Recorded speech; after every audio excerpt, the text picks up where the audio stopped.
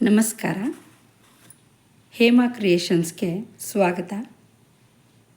ಇಂದು ನಮ್ಮ ಮನೆಯ ಪುಟ್ಟ ಕೈತೋಟದಲ್ಲಿನ ಸಣ್ಣ ಪುಟ್ಟ ತರಕಾರಿಗಳು, ಹೂವುಗಳು, ನಮ್ಮ ಮನೆಯ ಸ್ವಲ್ಪ ಮಟ್ಟಿಗೆ ಆಗಷ್ಟು ಬೆಳೆದಿರುವ ಹೂವು, ಚಪ್ಪರದವರೆಕಾಯಿ, ಪರಂಗಿ ಹಣ್ಣು, ಗುಲಾಬಿ, ಕಾಕಡ, ಟೊಮೊಟೊ, ಮೆಣಸಿನ್ಕಾಯಿ ಇದೆ. ಹಸಿ ಮೆಣಸಿನ್ಕಾಯಿ ಬೆಳೆಸೋದಿಲ್ಲ ನಮ್ಮ ಮನೆಯಲ್ಲಿ, ಒಣಮೆಣಸಿನ್ಕಾಯಿ ಹಾಕೋತೀವಿ, ಹಾಗಾಗಿ ಒಣಗಿಟ್ಟಿದ್ದೇನೆ. ನಿತ್ಯ ಜೀವನದಲ್ಲಿ ರೈತ ಬೆಳೆಯುವಷ್ಟು ಕಷ್ಟಗಳನ್ನು ಅನುಭವಿಸುವುದಷ್ಟು ಅನುಭವವಾಗಲಿ ಯಾವುದೂ ನಮಗಿಲ್ಲ. ನಮಗೆ ತಿಳಿದಿರೋಷ್ಟು ಪುಟ್ಟ ಜಾಗದಲ್ಲಿ ಪುಟ್ಟ ಬೆಳೆದಿರುವ ನಮ್ಮ ಖುಷಿಪಡಿಸುವ ಕೆಲಸಗಳು. ಇದು ನಮ್ಮ ಪುಟ್ಟ ಕೈತೋಟದಲ್ಲಿನ ಇಂದಿನ ನನ್ನ ಹಾರ್ವೆಸ್ಟಿಂಗ್. ಚಪ್ಪರದವರೆಕಾಯಿ ನೋಡಿ, 2 ಥರದ್ದು.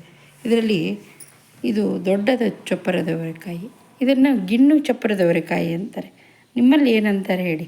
ಇದನ್ನೇನು ಗಿಣ್ಣು ಚಪ್ಪರದವರೆಕಾಯಿ ಅಂತಾರೆ ಅಂದರೆ, ಒಂದೊಂದು ಗಿಣ್ಣಿಗೂ ಬಿಡುತ್ತೆ. ಅಂದರೆ ಒಂದೊಂದು ಕಡ್ಡಿಯಲ್ಲಿ ಸ್ಟೆಮ್ ಪಕ್ಕದಲ್ಲೇ ಇರ್ತದಲ್ಲ ಗಿಣ್ಣು, ಆ ಜಾಗದಲ್ಲೆಲ್ಲ ಬಿಡ್ತದಂತೆ.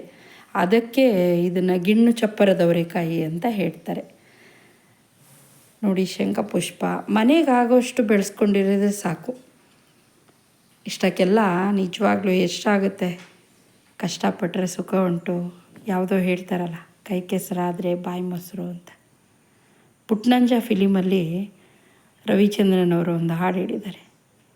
ಒಂದು ನೆಲ್ಲು ಚೆಲ್ಲಿದರೆ ರಾಶಿ ಮಾಡುವ ಇವಳಿಗೇನು ಕರುಣೆ ಪ್ರೀತಿ, ರಾಶಿ ರಾಶಿ ಎಷ್ಟು ಚೆಂದ ಅಲ್ವಾ? ಪ್ರಕೃತಿ ನಮಗೆ ದೈವದತ್ತವಾಗಿ ಏನೇನೋ ಕೊಟ್ಟಿದೆ, ನಾವು ಕರೆಕ್ಟಾಗಿ ಯೂಸ್ ಮಾಡ್ಕೊಬೇಕು. ಮಾಡಿಕೊಂಡಷ್ಟು ನಮಗೆ ಫಲ. ಒಂದು ಬೀಜದಿಂದ ಇಷ್ಟೊಂದು ಚಪ್ಪರದವರೆಕಾಯಿ, ಸುಮಾರು 1 kg ಮೇಲಿದೆ ಅನಿಸುತ್ತೆ. ಖುಷಿ ಹೇಳುತ್ತಿಲ್ಲಾರ್ದು. ಇದು ನನಗೆ ಸೆಕೆಂಡ್ ಟೈಮು, ಬಟ್ ನಾನು ವಿಡಿಯೋ ಈಗ ಸ್ಟಾರ್ಟ್ ಮಾಡಿದ್ದೀನಿ. ನನಗೆ ಗೊತ್ತಿಲ್ಲ, ತುಂಬ ಖುಷಿಯಾಗಿ ಹೋಗ್ತಿದೆ. ಹೂವೆಲ್ಲ ಜಾಸ್ತಿ ಬಿಡುತ್ತೆ, ಬಟ್ ಮರನೆಲ್ಲ ಕಟ್ ಮಾಡಿದ್ದಾರೆ, ದಾಸವಾಳದ ಗಿಡನೆಲ್ಲ ಕಟ್ ಮಾಡಿದ್ದಾರೆ, ಹಾಗಾಗಿ ಸ್ವಲ್ಪ ಹೂವು ಇದೆ. ಗುಲಾಬಿ ಗಿಡ, ಗುಲಾಬಿ ಎಲ್ಲ ಬಿಡುತ್ತೆ, ಪರ್ಪಲ್ ಗುಲಾಬಿ ಎಲ್ಲ ಇದೆ. Yellow colour, purple colour next time ಬಿಟ್ಟಾಗ ಅದನ್ನು ತೋರಿಸ್ತೇನೆ. ಪರಂಗಿ ಹಣ್ಣಂದು ಹೇಳ್ತಿಲ್ಲಾರ್ದು ಅಷ್ಟು ಬಿಟ್ಟಿದೆ. ನೆಕ್ಸ್ಟು ಗಿಡದಲ್ಲಿ ಎಷ್ಟು ಬಿಟ್ಟಿದೆ ಅಂತ ತೋರಿಸ್ತೀನಿ ನಿಮಗೆ. ಚಪ್ಪರದವರೆಕಾಯಿಯೂ ಅಷ್ಟೇ. ನಮ್ಮದೆಲ್ಲ ಪುಟ್ಟ ಗಿಡಗಳು, ನಮ್ಮ ಕೈ ತೋಟದಲ್ಲಿ ಪುಟ್ಟ ಗಿಡಗಳದ್ದು ಪುಟ್ಟ ಹಾರ್ವೆಸ್ಟಿಂಗ್. ಖುಷಿ ತಂದಿರೋ ಅಂಥ ವಿಚಾರ. Thank you.